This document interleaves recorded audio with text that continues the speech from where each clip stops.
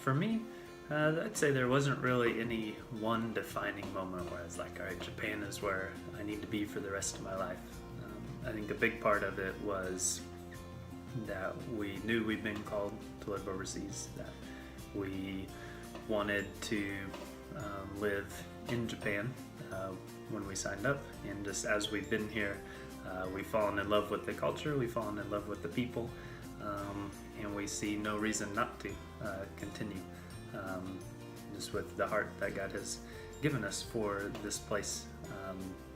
We did take a day of fasting and praying, and we felt that confirmed in what I described it as, like, in college, whenever I felt called to live overseas as a missionary, I felt, or I was feeling like I was waiting to get to that point. And now that we're here, I feel like I've arrived at where God has had me. And of course, He wanted to use me and did use me in the States while I was there. But now I feel like I'm no longer waiting for the place that ultimately God has for me. But one really special moment to me that whenever I came here that made me really love Japan was a time during an English cafe. It wasn't one we were leading, but maybe half the people were Japanese, half the people were American, and we were all just talking back and forth and laughing and having a good time.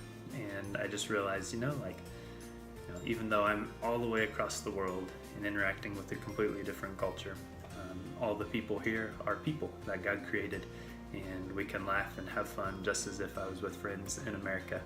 And it struck me just how similar we are despite the differences. And that's a really fond memory I still have. For me, it's pretty much the same. I didn't really have a moment where this is exactly where I'm supposed to be. More of like several different experiences that contributed.